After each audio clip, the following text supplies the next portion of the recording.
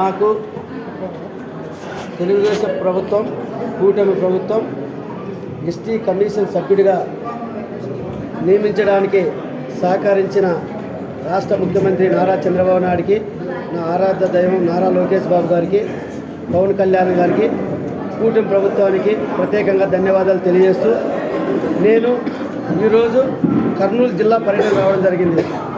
ముఖ్య గమనిక ఎందుకంటే ఈ జిల్లాలో ఎక్కువ గిరిజనులు ఉన్న జిల్లా, అదేవిధంగా ఈ జిల్లాలో ఎక్కువ హాస్టల్స్ సమస్యలు ఏదన్నా ఉంటే పరిష్కరిస్తాం. విద్యార్థులకు ఎక్కడైనా లోటుపాట్లుంటే వెంటనే ఈ అధికారులు తక్షణమే వాళ్ళకి న్యాయం చేయాలి.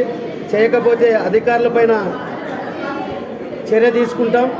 అదేవిధంగా ఈ జిల్లాలో ఎక్కువ గిరిజనులు, లంబాడీలు, చెంచులు, ఆదివాసులు ఉన్నారు. కాబట్టి ఈ ప్రోగ్రాం తర్వాత గిరిజన ఉద్యోగస్తులతో రివ్యూ మీటింగ్ పెట్టుకోవడం జరిగింది. మన జిల్లాలో హాస్టల్స్లో ఏమైనా సమస్యలుంటే చెప్పండి, నేను ప్రభుత్వం దృష్టికి తీసుకెళ్ళి ఈ సమస్యని పరిష్కరించే విధంగా నేను పనిచేస్తాను. ఎస్టీ కమిషన్ 24 గంటలు మీకు అందుబాటులో ఉండాలి. ఈ పదవి నాకు వ్యక్తిగతం కాదు, నాకు గిరిజన కుటుంబం ఇచ్చిన పదవి. కాబట్టి 24 గంటలు గిరిజన కుటుంబం కోసమే నేను పనిచేస్తా. అదేవిధంగా ఈ ప్రభుత్వానికి మంచి పేరు తెచ్చే విధంగా నారా చంద్రబాబు నాయుడికి, లోకేష్ బాబుకి, కూటమి ప్రభుత్వానికి మంచి పేరు తెచ్చే విధంగా గిరిజనుల కోసం నేను పనిచేస్తాను. అన్ని విధాలుగా గిరిజనులు ముందు ఉండాలి.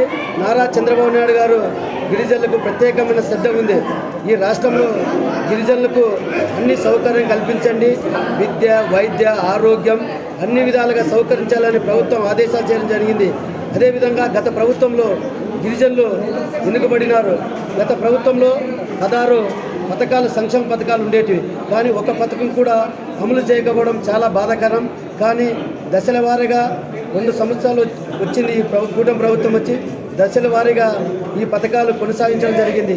అదేవిధంగా గత ప్రభుత్వంలో గిరిజనులపైన దాడులు, మానభంగాలు, అరాచకాలు, ఎక్కడ గిరిజనులు మాట్లాడితే కేసులు, ప్రత్యేకంగా నా పైన కూడా కేసు పెట్టడం జరిగింది. నేను ఎక్కడ వెనకాడలేదు, గిరిజనుల కోసం పనిచేస్తా. ఈ ప్రభుత్వము ప్రత్యేకంగా శ్రద్ధ ఉంచి నాకు ఎస్టీ కమిషన్ సభ్యులుగా నియమించారు. కాబట్టి ఎస్టీల కోసం పోరాడతా. ఏమన్నా గత ప్రభుత్వంలో ఎస్టీలకు ఏదైనా అన్యాయం జరిగితే ఇప్పుడు నా దగ్గరికి రండి, ఏదైనా సమస్య ఉంటే మా దగ్గరికి వస్తే ఖచ్చితంగా ఆ సమస్యను ప్రభుత్వం దృష్టికి తీసుకెళ్ళి ఆ సమస్యను పరిష్కరిస్తామని తెలియజేస్తూ ఈ అవకాశం ఇవ్వడానికి సంతోషం. వాల్మీకులు ఎస్టీలో చేరాలనుకుంటున్నాం, కానీ మా గిరిజనులు ఒకే మాట, ఒకే బాట. మేము గిరిజనుల కోసం పనిచేస్తాం. కానీ వాళ్ళు ఇప్పుడు కాదు, నిరంతరం ఎప్పటి నుంచో వాళ్ళు అడుగుతున్నారు, కానీ మేము దానికి లేదు, మేము గిరిజనుల కోసం పనిచేస్తాం తెలియజేస్తాం. గత ప్రభుత్వంలో మీ పైన ఎన్ని కేసులు నమోదు చేశారు? గత ప్రభుత్వంలో నా పైన 30 కేసులు పైగా ఉండేది, అటెంప్ట్ మర్డర్ కేసులు ఉండేది. 72 రోజులు జైల్లో ఉన్నాను. కానీ సంవత్సరం నా పైన నా మండలానికి రానికుండా చేసిన అప్పుడు ప్రభుత్వం, ప్రజాప్రతినిధులు. కానీ ఎక్కడ నేను వెనకాడలేదు. నేను గిరిజనుల కోసం నమ్ముకున్నాను, గిరిజనుల కోసం పనిచేస్తాను. ఇప్పుడున్నటువంటి రాష్ట్ర ప్రభుత్వం తెలుగుదేశం పార్టీ కోసం పనిచేసిన, కానీ నన్ను గుర్తించి ఈరోజు నారా చంద్రబాబు నాయుడు, లోకేష్ బాబు గారు నాకు ఈ పదవి ఇవ్వడం జరిగింది. గిరిజనుల కోసం పనిచేస్తాను. కూటమి ప్రభుత్వము ఎస్సీలను ఎస్టీ జాబితాలో చేస్తామని హామీ ఇచ్చింది, దానికి స్వాగతిస్తారా లేదంటే? కూటమి ప్రభుత్వం గత ప్రభుత్వాల నుంచి వస్తున్నాయి.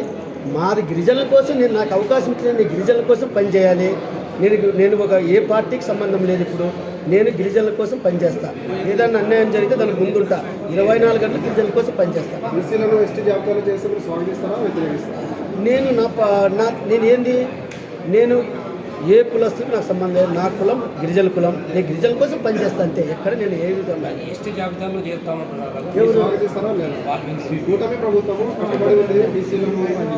నేను రాజ్యాంగబద్ధమైన పదవి, నా పదవి లోబడి పనిచేస్తాను. నేను పదవి నాకేమి ఇచ్చినారు, గిరిజనులకు ఏదన్నా అన్యాయం జరిగితే అది ముందుండు, వాళ్ళ కోసం పని చేయి అన్నారు కాబట్టి నేను పనిచేస్తాను. ఓకే.